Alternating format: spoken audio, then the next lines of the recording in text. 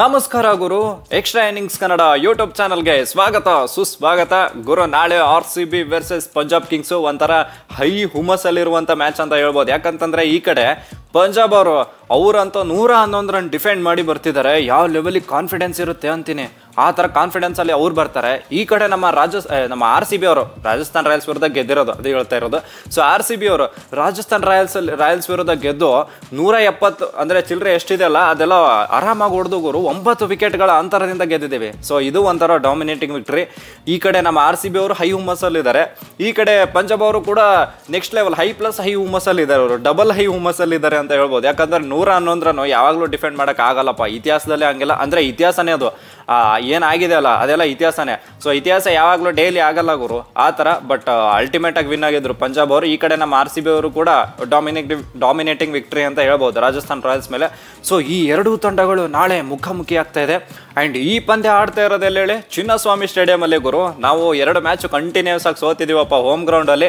ನಮ್ದಂತೂ ಅದು ಏನಂತಾರೆ ಟೂರ್ ಹೆಂಗಿದೆ, ಟೂರ್ ಅಂತಂದರೆ ಇವು ಮ್ಯಾಚ್ ಶೆಡ್ಯೂಲ್ ಹೆಂಗಿದೆ ಅಂತಂದರೆ ಒಂದು ಹೊರಗಡೆ ಒಂದು ಹೋಮಲ್ಲಿ, ಹೋಮಲ್ಲೇ ಒಂದೆರಡು ಇಟ್ಟಿದ್ರೆ ಗುರು, ಒಂದು ಫಸ್ಟ್ ಮ್ಯಾಚಲ್ಲಿ ಹಂಗೋ ಹಿಂಗೋ ಆಗ್ಬಿಟ್ರು ಸೆಕೆಂಡ್ ಮ್ಯಾಚ್ ಗೆಲ್ತಿದ್ವಪ್ಪ. ಬಟ್ ಒಂದು ಹೊರಗಡೆ ಒಂದು ಒಳಗಡೆ ಅಂದರೆ ಮನೇಲಿ ಈ ಥರ ಇಟ್ಟಾಗ ಏನಾಗುತ್ತೆ ಏನಪ್ಪ ಗೊತ್ತಿಲ್ಲ ಏನಾಗ್ತಿದೆ ಅಂತ. ಬಟ್ ಹೋಮ್ ಗ್ರೌಂಡಲ್ಲಿ ಮಾತ್ರ ಸೀರಿಯಸ್ ಆಗಿ ಈ ಮ್ಯಾಚು ಗೆಲ್ಲಬೇಕು ಅಂದರೆ ಟಾಸ್ ತುಂಬ ಇಂಪಾರ್ಟೆಂಟ್ ಆಗುತ್ತೆ ಗುರು. ಸೊ ಟಾಸ್ ಅಂತೂ ನಮ್ಮ ಪಟ್ಟಿದಾರನ ಹೆಂಗೋ ಮಾಡಿ ಗೆಲ್ಲಬೇಕು ಗುರು, ಹೇಳೋಕ್ಕಾಗಲ್ಲ ಏನಾಗುತ್ತೆ ಅಂತ.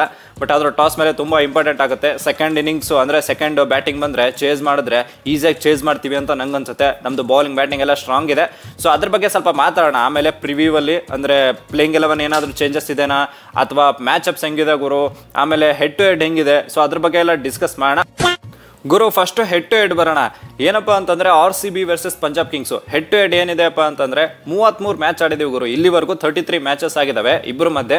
ಸೊ ಅದರಲ್ಲಿ 16 RCB ಗೆದ್ದಿದ್ದಾರೆ, 17 ಪಂಜಾಬ್ ಗೆದ್ದಿದ್ದಾರೆ. ಹಾಂ ಗುರು, ಏನಪ್ಪ ಪಂಜಾಬ್ ಅವರು ಒಂದು ಮ್ಯಾಚ್ ಎಕ್ಸ್ಟ್ರಾ ಗೆದ್ದಿದ್ದಾರೆ ಅಂತ ಹೇಳ್ಬೋದು. ಬಟ್ ಆದರೂ ನೆಕ್ ಟು ನೆಕ್ ಇದೆ, ಏನು ಅಂಥದ್ದೇನು ತೊಂದರೆ ಇಲ್ಲ.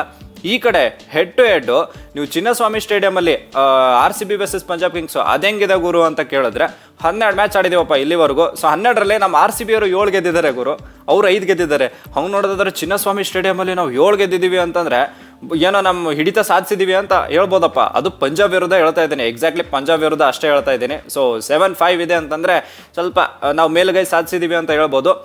ಇನ್ನು ಹೋದ ವರ್ಷದ ಕಂಪೇರ್ ಮಾಡಿದ್ರೆ ಗುರು, ನಾವು RCB ಅವರು ಪಂಜಾಬ್ ಮೇಲೆ 2 ಮ್ಯಾಚು ಗೆದ್ದಿದ್ದೀವಿ. ಒಂದು ಧರ್ಮಶಾಲೆಯಲ್ಲಿ ಗೆದ್ದಿದ್ದೀವಿ, ಇನ್ನೊಂದು ಇಲ್ಲಿ ಚಿನ್ನಸ್ವಾಮಿಯಲ್ಲೇ ಗೆದ್ದಿದ್ದೀವಿ ಬೆಂಗಳೂರಲ್ಲೇ. ಸೊ 2 ಮ್ಯಾಚ್ ಕಂಟಿನ್ಯೂಸ್ ಆಗಿ ಗೆದ್ದಿದ್ದೀವಪ್ಪ.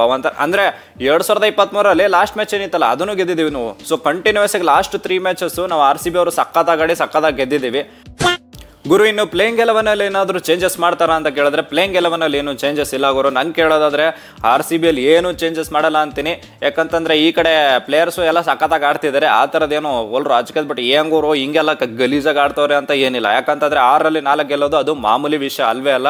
ಅದು ಹೊರಗಡೆ ಹೋಗ್ಬಿಟ್ಟು ಹುಲಿಗಳ ಥರ ಸಿಂಹಗಳ ಥರ ಗರ್ಜನೆ ಮಾಡಿಬಿಟ್ಟು ಗೆಲ್ಲೋದು ಅಂತಂದರೆ ಏನು ಮಾಮೂಲಿ ವಿಷಯ ಅಲ್ಲ. ಸೊ ಈ ಟೀಮು ಸಾಕಾಗಿದೆ, ಏನೂ ತೊಂದರೆ ಇಲ್ಲ ಗುರು. ಪಡಿಕಲಣ್ಣ ಬೇರೆ ರೊಚ್ಗೆದ್ಬಿಟ್ಟು ಆಡ್ತವ್ರೆ, ಹೋದ ಮ್ಯಾಚು ಚೆನ್ನಾಗಿ ಆಡಿದ್ರು.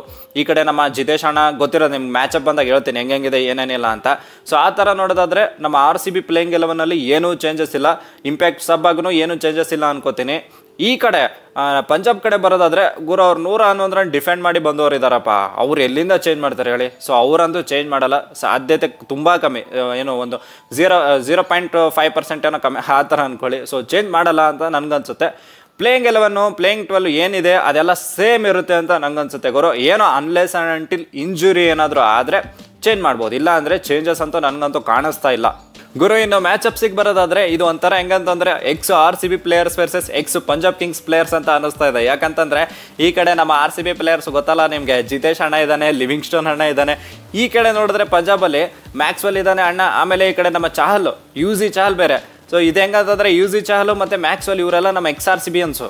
ಈ ಕಡೆ ನೋಡೋದಾದರೆ ಪಂಜಾಬ್ ಅಂದರೆ ನಮ್ಮ RCBಯಲ್ಲಿ ಇರುವಂಥ ಪ್ಲೇಯರ್ಸು ಜಿತೇಶ್ ಶರ್ಮಾ ಮತ್ತು ಲಿವಿಂಗ್ಸ್ಟೋನು ಇವರೆಲ್ಲ ಪಂಜಾಬ್ ಪ್ಲೇಯರ್ಸು. ಸೊ ಆ ಥರ ಇರುತ್ತೆ.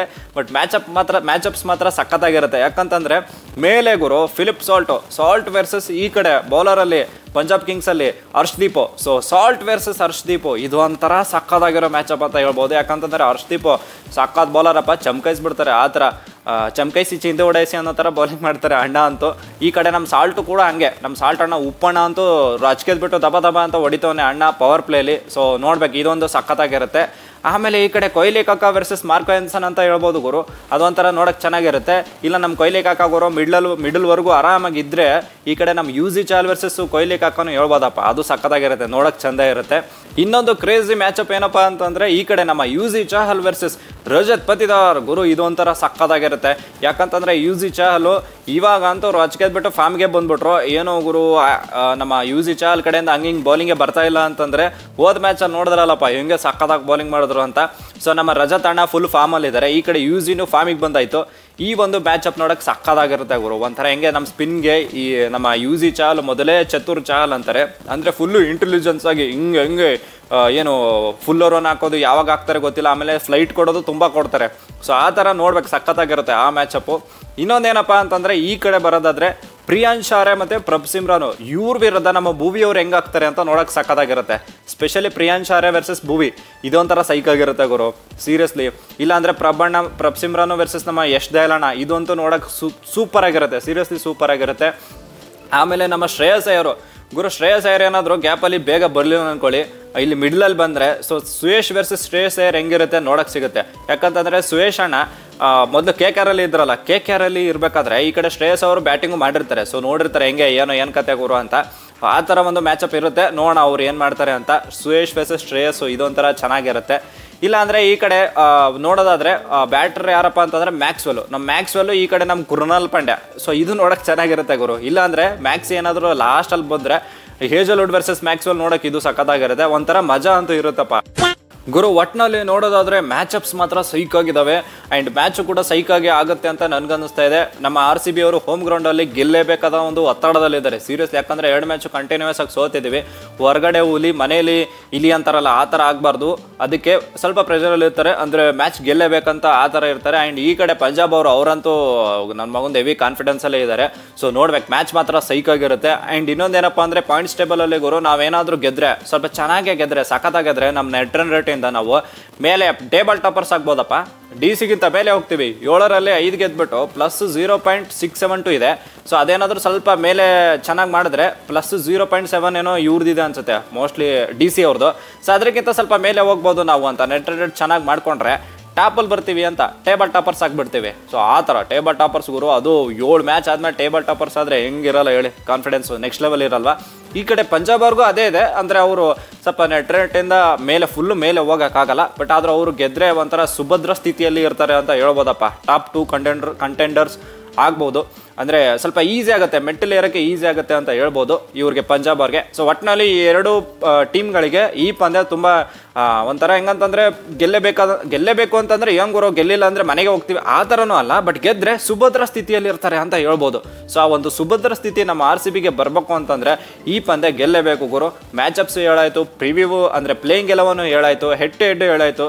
ಸೊ ಇನ್ನು ನಿಮ್ಮ ಒಂದು ಕಮೆಂಟ್ ಬಾಕ್ಸಲ್ಲಿ ನಿಮ್ಮ ಅನಿಸಿಕೆನ ಹೇಳ್ಬೇಕು, ಏನಪ್ಪ ಈ ಮ್ಯಾಚ್ ಬಗ್ಗೆ ನಿಮಗೆ ಏನು ಅನಿಸಿಕೆ ಇದೆ, ಯಾರು ಮ್ಯಾಚಪ್ ಇನ್ನು ನಿಮಗೆ ನೋಡಬೇಕು ಅಂತ ಕಾಯ್ತಾ ಇದ್ದೀರಾ. ಸೊ ಅದ್ರ ಬಗ್ಗೆ ಪ್ಲೀಸ್ ಕಮೆಂಟ್ ಬಾಕ್ಸಲ್ಲಿ ತಿಳಿಸಿ ಗುರು. ಇನ್ನು ಈ ವಿಡಿಯೋ ನಿಮಗೆ ಇಷ್ಟ ಆದರೆ ಪ್ಲೀಸ್ ಲೈಕ್, ಶೇರ್, ಸಬ್ಸ್ಕ್ರೈಬ್ ನಮಗೋಸ್ಕರ ಮಾಡಿ ಅಂತ ಹೇಳ್ತಾ that's it for the day. Bye, ಜೈ ಕರ್ನಾಟಕ. ಮತ್ತೆ ಭೇಟಿಯಾಗೋಣ, ನಮಸ್ಕಾರ.